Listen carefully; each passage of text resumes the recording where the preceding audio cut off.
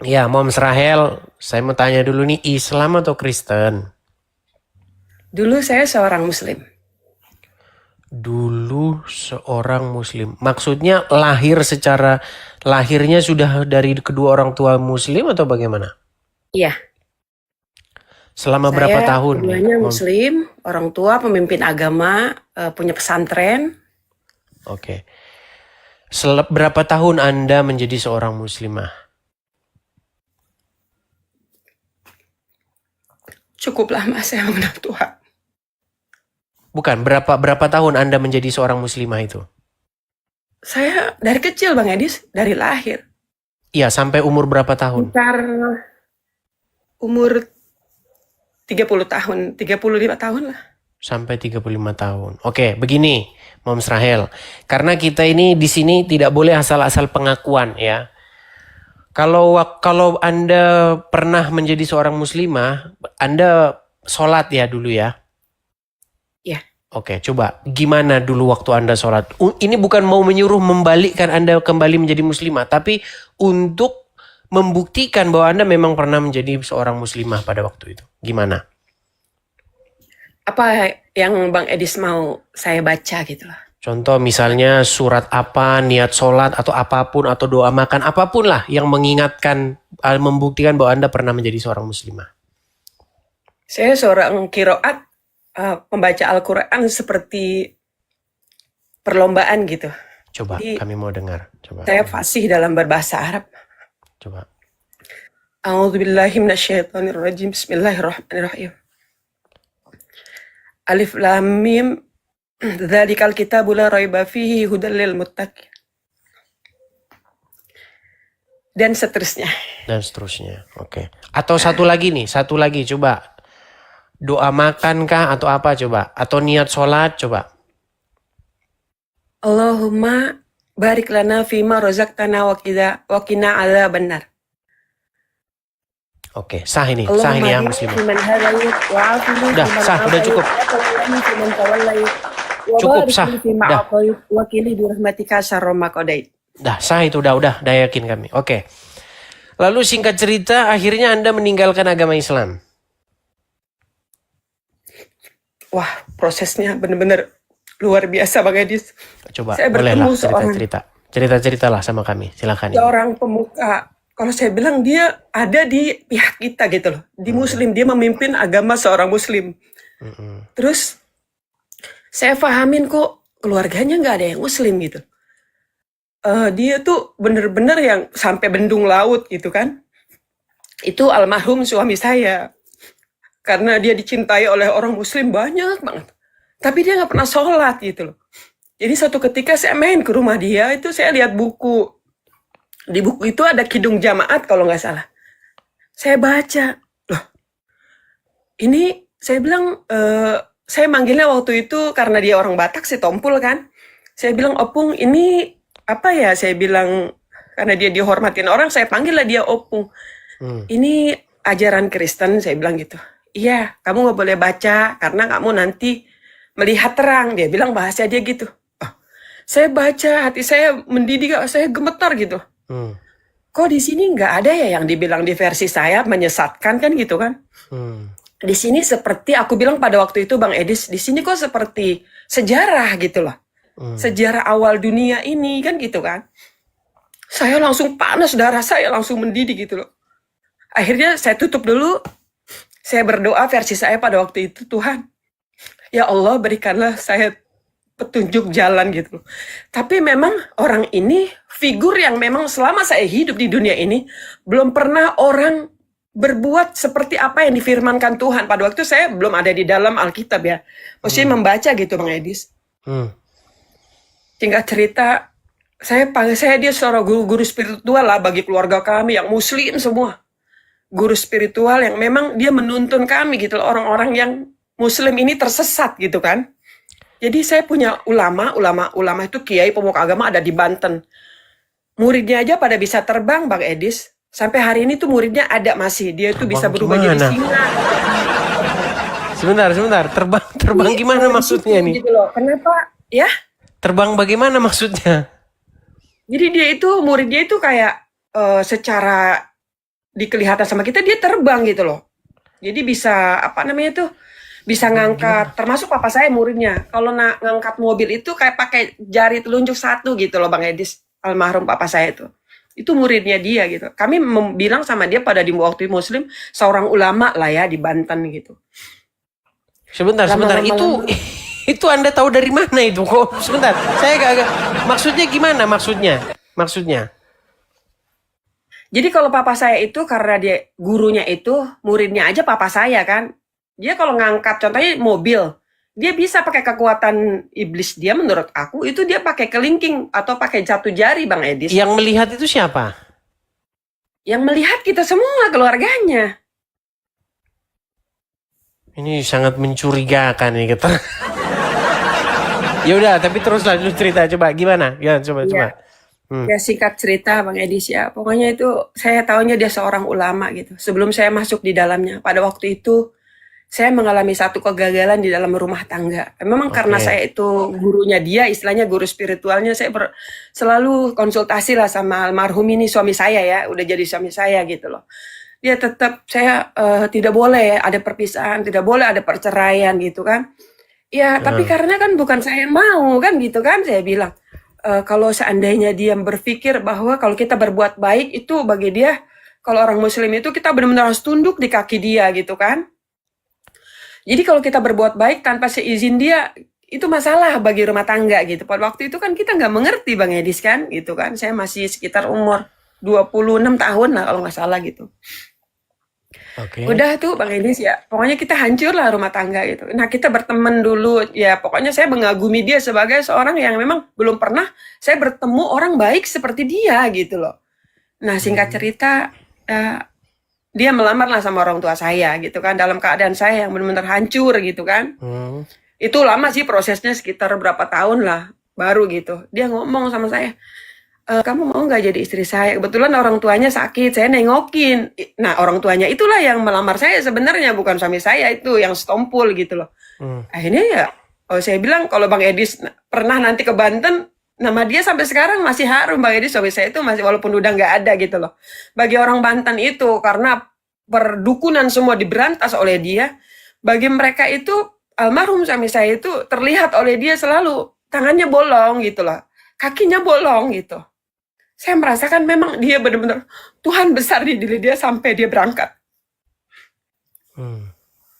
Wah kalau Bang Edis kita bukuin, laut aja dibendung untuk Muara Gembong ya. Nanti Bang Edis kalau ke Muara Gembong sana sempet gitu loh. Nanti bertanya, bahwa sana kampung itu ada kampung mati yang emang orang benar-benar nggak kenal sama Tuhan gitu loh.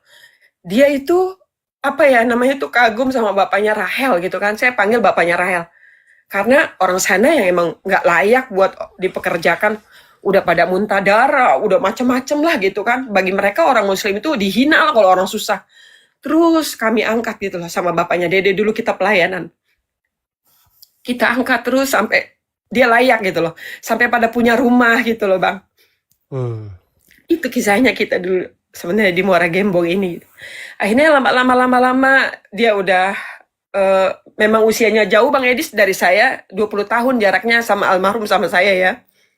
Jadi itu sakit gitu loh Bang Edis, karena setiap hari di rumah itu dia melayani orang. Orang datang nggak tahu dari mana datang dikirim Tuhan. Sakit nolongin orang sakit gitu loh. Ya pas di saat dia sakit, semua orang pergi ninggalin hanya beberapa orang saja gitu loh. Itu kisahnya almarhum gitu. Oke. Cuman yang saya masih apa namanya? Masih belum mempercayai lah ya. Itu seperti keterangan-keterangan Anda tadi mengatakan bahwa laut dibendung, terus apa mobil diangkat pakai jari, itu kebenarannya itu sangat-sangat. Itu orang muslimnya. Itu karena menurut saya itu Bang Edis, Bang Edis bisa, karena saya saksi sejarah sendiri ya, saksi sejarah gitu loh. Saya kan mengenal Tuhan cukup lama, sebenarnya Tuhan sendiri. Bahkan almarhum papanya si Dede, walaupun dia pelayanan begitu besar gitu loh, dia nggak pernah ngaku bahwa di versinya itu dia seorang Kristen. Tapi saya tahu di dalamnya dia, Tuhan Yesus itu besar di diri dia Bang, gitu loh, lemah lembut gitu. Jadi tapi begini ya, mengenai hal-hal yang magic atau apa, seumur hidup saya, jadi gini, seumur hidup saya melihat atraksi-atraksi magic seperti itu waktu zaman saya masih kecil. Pada waktu itu, teman saya itu, bukan teman saya, di atas saya sih, kakak kelas saya, dia sunatan. Nah, Ya. sunatan, terus acaranya itu, kalau zaman dulu itu kan kalau sunatan ada acaranya. Iya. Ada jaran kepang, kemudian ada apa janger atau apa itu. Terus saya masih ingat ini, acaranya ini pada waktu itu adalah Debus Banten. Iya. Nah, itu memang saya lihat sendiri di depan mata kepala saya, memang masih kecil saya itu. Bagaimana mereka ada besi begitu ya, di sana besi, di sini besi. Dia buka baju begitu. Nah, buka baju begitu terus dua orang maju supaya besi itu di tengah begitu kan. Nah, besi itu sampai bengkok dia. Memang nggak tembus ke perutnya. Cuman saya pikir-pikir itu suatu saat itu dibongkar sama pesulap merah kan. Gini.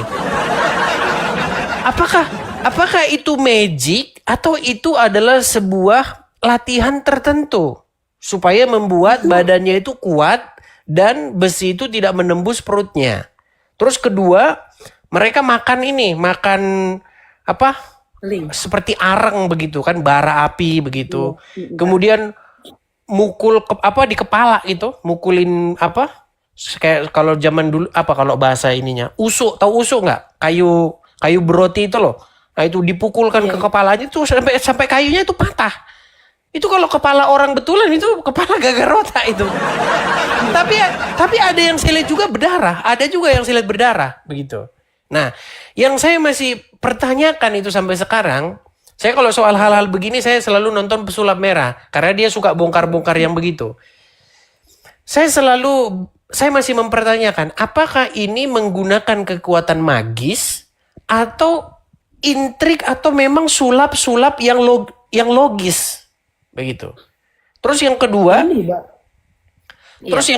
masalah jaran kepang. Tahu jaran kepang? Jaranan tahu jaranan? Cuman zaman sekarang saya udah nggak pernah lihat itu lagi. Kalau zaman dulu saya masih kecil iya. Kuda lumping gitu Ya, kan? kuda lumping begitu.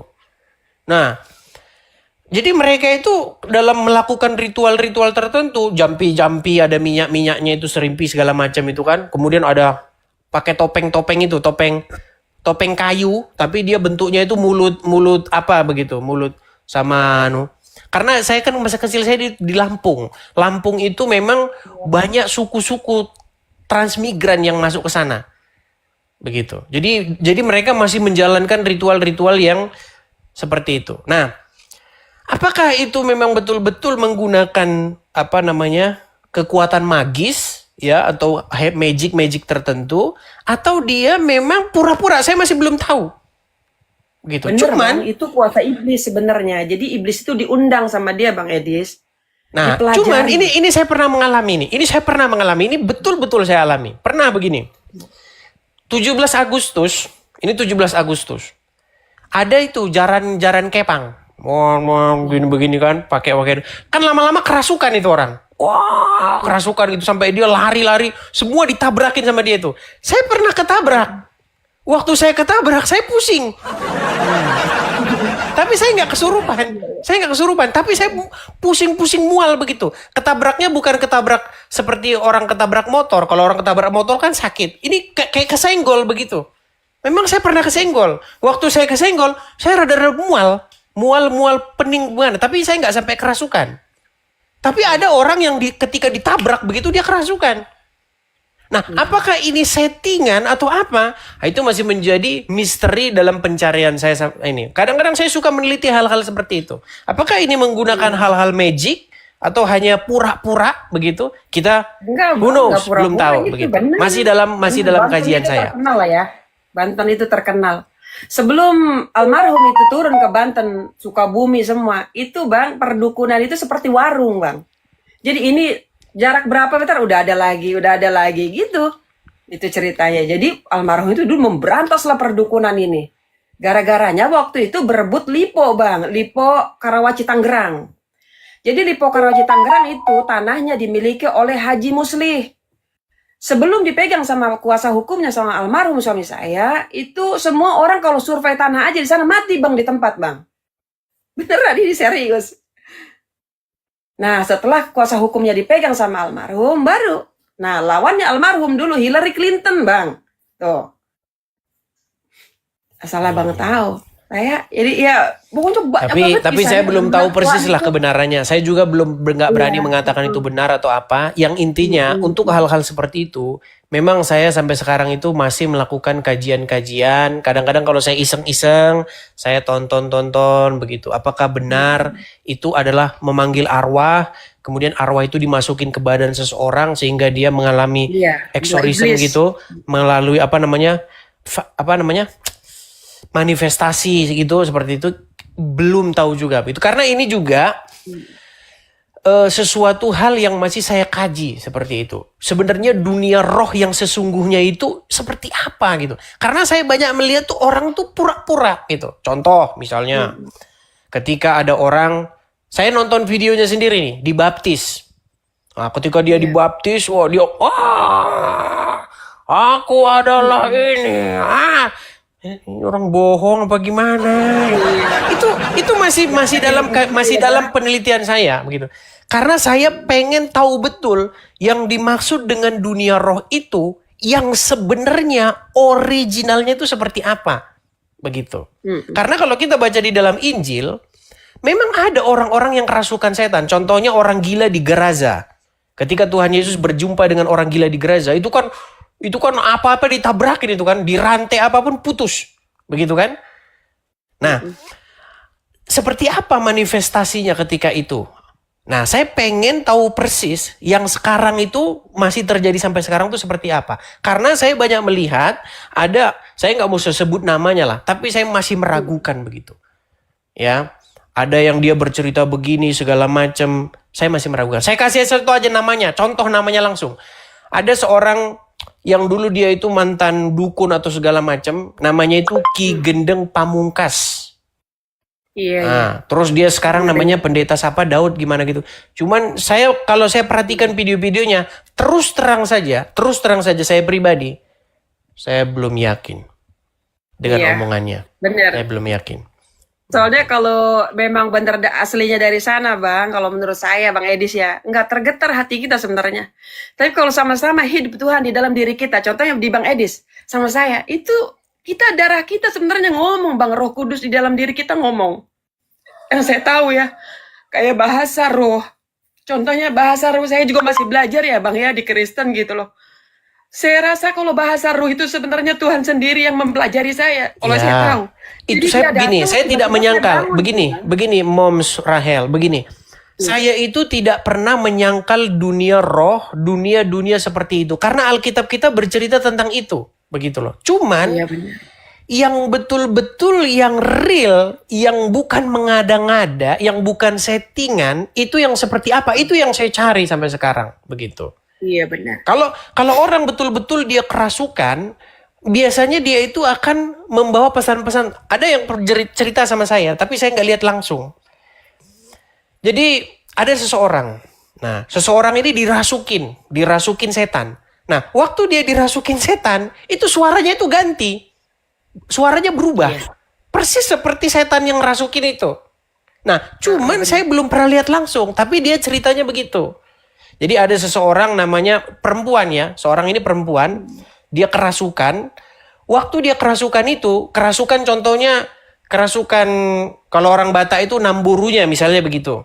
Nah, suaranya itu berubah jadi suaranya sang arwah itu. Dia kalau ngomong sehari-hari nggak begitu suaranya. Nah, cuman saya belum lihat langsung begitu. Cuman ceritanya begitu. Nah, apakah itu yang dimaksud dengan kerasukan atau seperti apa? Nah, itu masih dalam pengkajian saya. Pembelajaran ya bang, kita terus Masih dalam menggali. kajian saya seperti itu. Benar bang Edis. Ya kalau saya sih ajaib Tuhan itu sama saya bang. Istilahnya menemui saya gitu ya. Dari yang memang saya cuman bilang gini sama almarhum dulu. Saya sakit tuh bang ceritanya. Saya bilang gini, udah jadi suami sih ya. Terus saya bilang, Pah, coba dong saya mau beliin Alkitab. Saya bilang gitu sama dia. Terus dia bilang apa? Jangan Mi, nanti kamu katanya, kalau kamu mengatakan kebenaran, dunia ini akan musuhin kamu. Semuanya kamu akan ditinggalkan orang tua kamu. saudara kamu, semua yang ada di firman itu sudah terjadi sama saya, Bang. Sudah terjadi. Akhirnya pas giliran papanya Dedek nggak ada tuh, berangkat ya Bang. Semua keluarga bersatu gitu loh untuk supaya saya kembali ke keyakinan yang lama gitu. Saya jawab gini Bang. Saya bertemu Tuhan, saya di jalan yang terang bukan karena suami saya. Tapi saya melihat figur Tuhan Yesus ada di dalam diri dia. Dialah yang menjalankan firman Tuhan. Saya bilang gitu. Orang yang benar-benar pakai tubuhnya itu, firman Tuhan itu benar-benar melekat di dalam tubuh dia. Saya bilang. Jadi Tuhan Yesus sendiri yang menemui saya. Dia datang kepada saya pada waktu itu, ceritanya Bang saya sakit. Entah saya sakitnya itu apa, saya nggak ngerti. Cuman saya untuk ke kamar mandi aja, saya merangkak Bang. Dia panggil Tuhan Yesus tolong saya. Terus saya nggak berhenti antara tidur dan enggak. Turunlah Tuhan Yesus dari foto ini Bang. Turun dia langsung menemui saya. Dia bilang apa sama saya? Bangun kamu, saya udah di kubangan Bang. Kubangan kuburan. Saya pegangan tiang-tiangnya aja udah nggak bisa Bang. Terus dia pakai kain apa Bang, saya nggak ngerti. Pokoknya dia pakai gitu. Dia ulurkan tangannya, kamu bangun. Dia bilang. Pegang tangan saya bangun Bang, jalan. Itu pertama kali saya berjumpa dengan Tuhan. Terus keduanya Bang, saya berjumpa kembali waktu itu kalau nggak salah ulang tahun saya. Waktu itu juga saya dalam penderitaan karena papanya Dede kan udah berangkat kan. Saya ada pergumulan yang memang kayaknya sedih banget gitu loh. Kayaknya saya nggak mampu untuk bisa ngelewatin perasaan saya gitu kan. Akhirnya Tuhan Yesus datang ke saya. Sama keluar dari sini, antara tidur dan enggak Bang. Terus dia ngomong sama saya. Kita ada di atas langit Bang Edis. Dia pangku, saya ada di paha kanan Tuhan Yesus sendiri. Pipinya dia sama pipi saya Bang sebelah kanan itu bersatu. Orang banyak banget manggilin dia Bang. Dia bilang gini, tuh Tuhan gitu Bang di langit. Kayak terbang-terbang gitu. Tuhan, dia bilang dia manggil saya. Dia bilang, Tuhan Yesus bilang ke saya, lihatlah itu manusia itu banyak memanggil saya. Tapi kata dia telinganya gini, saya tidak mendengar dia. Doa kamulah yang saya dengar. Itu Tuhan Yesus ngomong sama saya Bang. Terakhir ketemu ketiga kalinya saya peluk. Saya ada di belakang pinggang dia Bang. Nah, yang pas aku di atas langit itu Bang, saya di paha kanannya, di kaki kiri ada 2 orang. Dan itu orang Muslim, dia setia banget sampai hari ini Bang.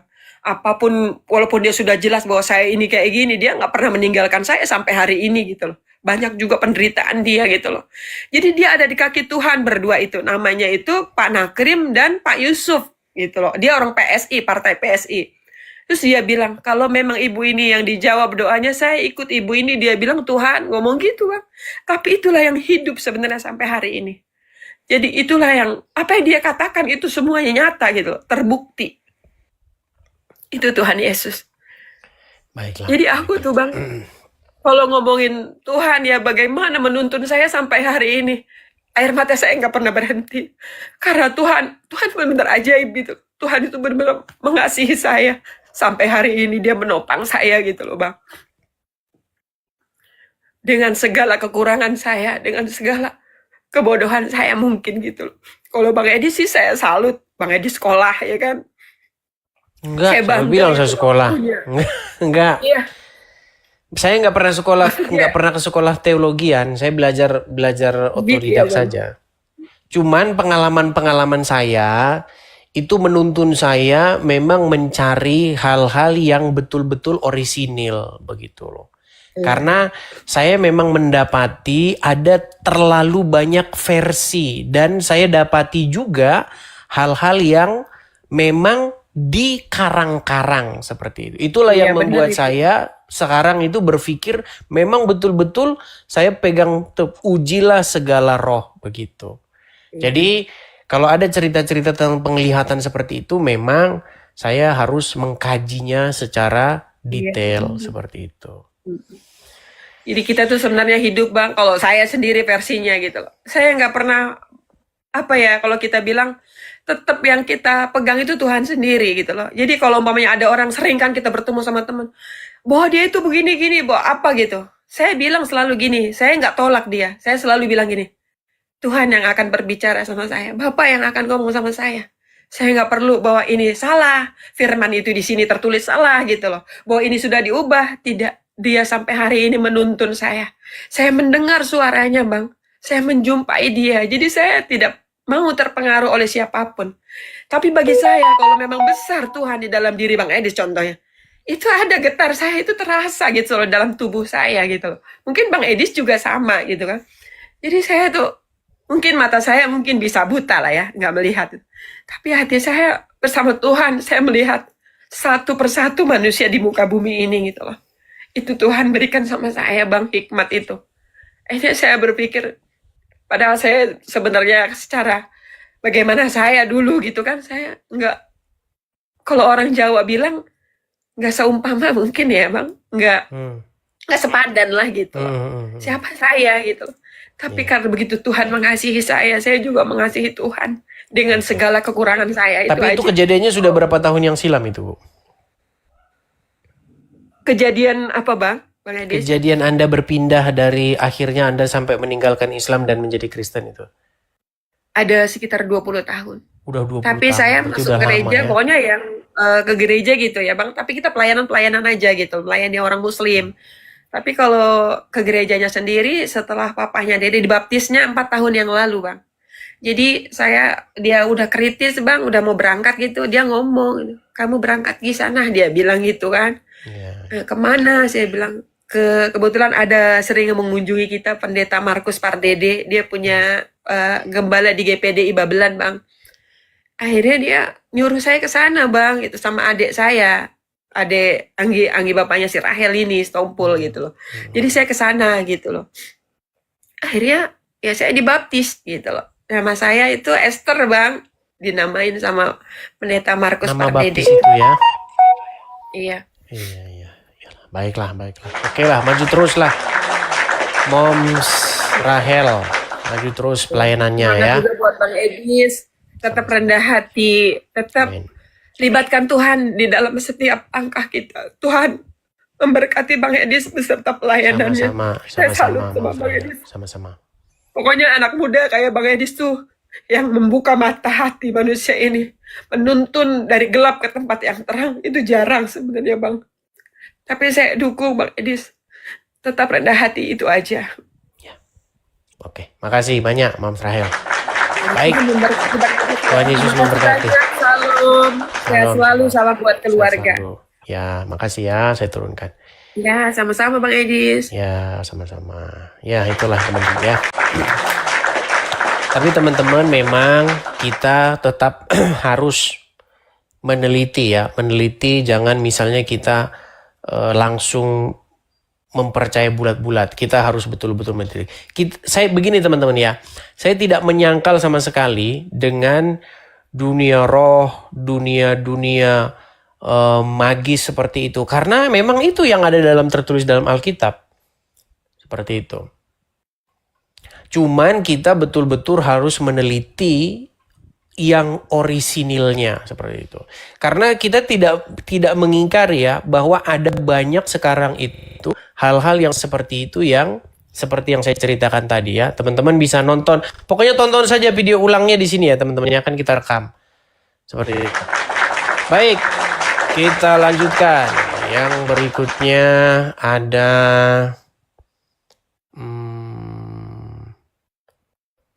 tapi ngomong-ngomong ini saya ada keperluan. Ini udah berapa jam teman-teman? Teman-teman kayaknya hari ini kita stop dulu ya teman-teman ya, karena saya ada keperluan, saya lupa. Mudah-mudahan kita lanjutkan kembali nanti malam ya teman-teman ya. Begitu teman-teman. Yang menonton ulang tinggal klik saja profil saya. Di profil saya itu ada YouTube, nanti boleh tonton kembali gitu.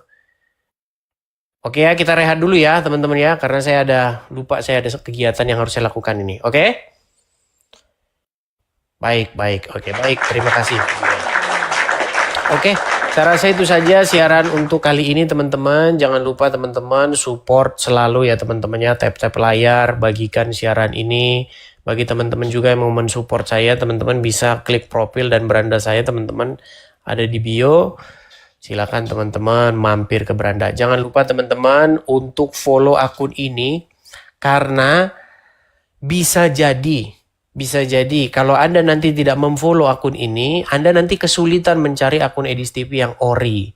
Karena ada banyak sekali akun-akun palsu yang namanya itu Edis TV juga, tapi akun bodong. Pastikan Anda memfollow yang aslinya. Oke? Saya rasa itu saja teman-teman. Sampai ketemu lagi. Tuhan Yesus